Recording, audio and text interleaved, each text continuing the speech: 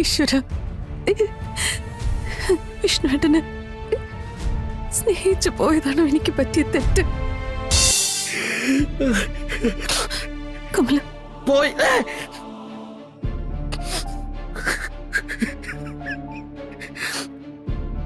പോട്ടെ, എല്ലാവരും പോട്ടെ. ഏട്ടത്തിയമ്മേ, എന്റെ ഏട്ടത്തിയമ്മ എന്നെ ഇങ്ങനെ ഒറ്റപ്പെടുത്തുന്നത് ഞാൻ കരുതിയില്ല. എന്നെ ഇങ്ങനെ അകറ്റി നിർത്തുമെന്ന് ഞാൻ അറിഞ്ഞില്ലല്ലോ. വിഷ്ണുവാശം പോയപ്പോ ഞാൻ നിങ്ങൾക്കൊരു അന്യനായില്ലേ? എനിക്ക് സ്നേഹിക്കുക മാത്രമേ അറിയൂ. നിങ്ങളെപ്പോലെ വഞ്ചിക്കാൻ എനിക്ക് അറിയില്ല. ഒന്ന് കാണിക്കുക പോലും ചെയ്യാതെ എന്നെ നിങ്ങൾ ഒറ്റപ്പെടുത്തി കളഞ്ഞില്ലേ?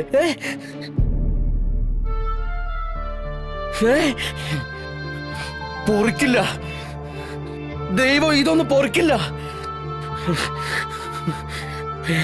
മറുപടി പറയേണ്ടി വരും, നിങ്ങൾക്ക് മറുപടി പറയേണ്ടി വരും.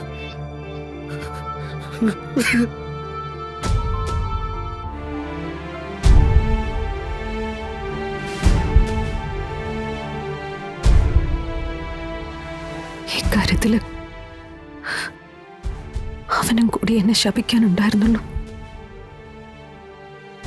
ഇപ്പൊ അതും തികഞ്ഞു. ഇതിന് മാത്രം അനുഭവിച്ചു തീർക്കാൻ ഞാൻ എന്ത് തെറ്റാ ചെയ്ത്?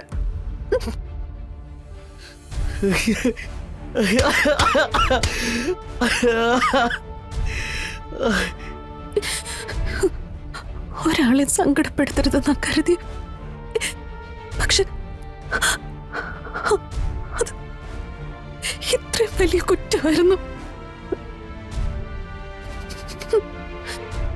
എല്ലാം ഉള്ളിലൊതുക്കി സ്വയം നേറിയത് ഈ കുറ്റപ്പെടുത്തലും ശകാരവും കേൾക്കാൻ വേണ്ടിട്ടായിരുന്നു.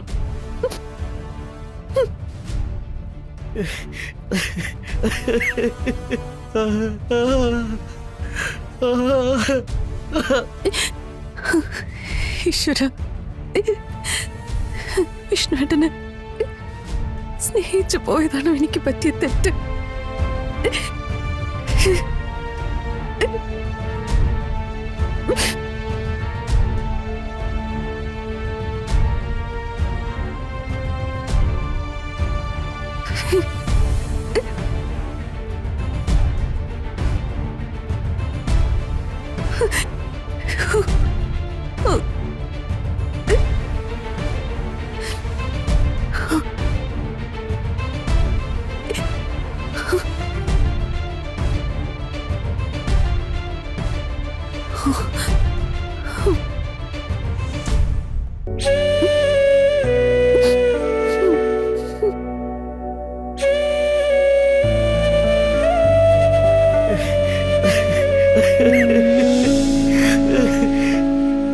എന്റെ ആശാനിത ഇതുപോലെ ഒന്ന് സന്തോഷത്തോടെ ഇരിക്കണം.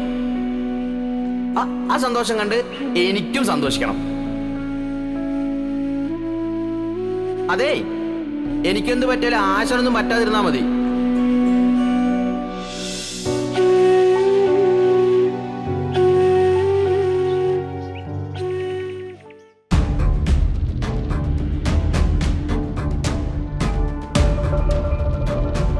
യുവർ ഓണർ, പൊതുസമൂഹത്തിനും നിയമത്തിനും കോടതിയിലുള്ള വിശ്വാസം സംരക്ഷിക്കേണ്ട ഉത്തരവാദിത്വം ബഹുമാനപ്പെട്ട കോടതിക്കുണ്ട്.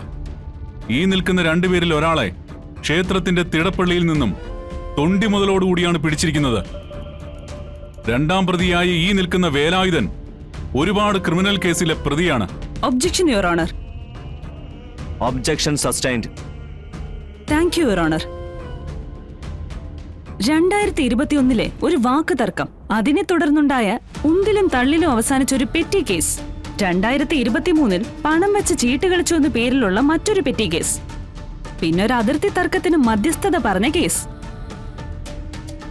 ഇതെല്ലാം ക്രിമിനൽ കേസുകളായി മുദ്രകുത്തിയ ബഹുമാനപ്പെട്ട പബ്ലിക് പ്രോസിക്യൂട്ടറോട് എനിക്ക് ചോദിക്കാനുള്ളത്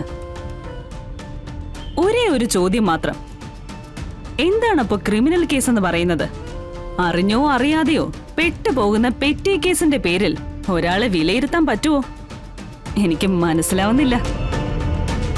യുവർ ഓണർ, ഒന്നാം പ്രതിയായ ഗോപാലകൃഷ്ണനും രണ്ടാം പ്രതിയായ വേലായുധനും കൂടി കാണിക്ക വഞ്ചി കുത്തി തുറന്ന് പണമെടുക്കുന്നത് കണ്ടതായി പറഞ്ഞ പ്രോസിക്യൂഷൻ വിറ്റ്നസ് നമ്പർ 1 പുത്തൻപുരയിൽ സഹദേവനെ വിസ്തരിക്കാൻ ബഹുമാനപ്പെട്ട കോടതി എന്നെ അനുവദിക്കണമെന്ന് താഴ്മയായി അപേക്ഷിക്കുന്നു.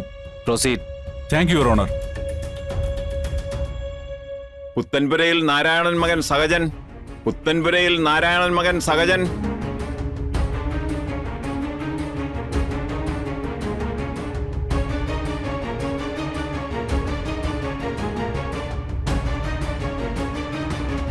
ഈശ്വരൻ സാക്ഷിയായി സത്യം മാത്രമേ ബോധിപ്പിക്കൂ. ഈശ്വരൻ സാക്ഷിയായി സത്യം മാത്രമേ ബോധിപ്പിക്കൂ.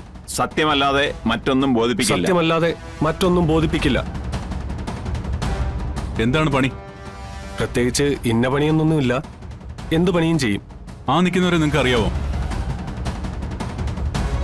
അറിയാം. എങ്ങനെ അറിയാം? കാണിക്ക വഞ്ചി കുത്തി തുറന്ന് പണം മോഷ്ടിച്ചവരാണ്. അത് നിങ്ങൾക്ക് എങ്ങനെ അറിയാം? ഞാനും എന്റെ കൂട്ടുകാരനും സാധാരണ പണിയും കഴിഞ്ഞ് വന്ന് ക്ഷേത്രത്തിന്റെ ആൽമര ചുവട്ടിലാണ് വന്ന് കിടക്കുന്നത്. അന്ന് ഞങ്ങൾ അങ്ങോട്ട് നടന്നു വരുമ്പോ എന്തോ ശബ്ദം കേട്ട് ഞങ്ങൾ അങ്ങോട്ട് നോക്കുമ്പോ ഇവർ രണ്ടുപേരും ക്ഷേത്രത്തിൽ നിന്ന് ഇറങ്ങി വരുന്നതാണ് കാണുന്നത്.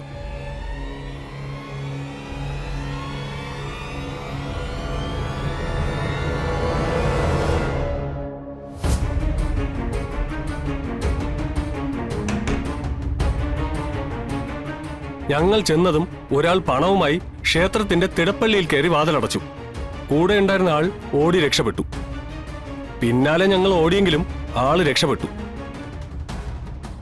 ഓടി രക്ഷപ്പെട്ട ആ ആള് തന്നെയല്ലേ ഇത്? അതെ. ഡിഫൻസ് വക്കീലിന് എന്തെങ്കിലും ചോദിക്കാനോ പറയാനോ ഉണ്ടോ? Yes your honour.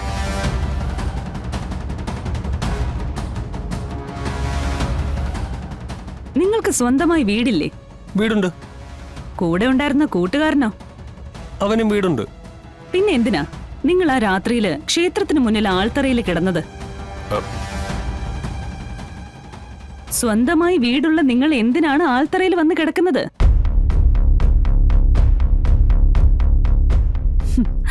പബ്ലിക് പ്രോസിക്യൂട്ടറെ നോക്കിയിട്ട് കാര്യമില്ല. നിങ്ങൾ സത്യങ്ങൾ പറയേണ്ടത് ബഹുമാനപ്പെട്ട കോടതിക്ക് മുമ്പിലാണ്. രാത്രിയിൽ വീട്ടിൽ പോകാതെ നിങ്ങൾ അന്നേ ദിവസം അവിടെ കിടക്കാൻ വന്നത് എന്തിനായിരുന്നു? അതിനുള്ള ഉത്തരമാണ് നിങ്ങൾ ബഹുമാനപ്പെട്ട കോടതിക്ക് മുമ്പിൽ പറയേണ്ടതും.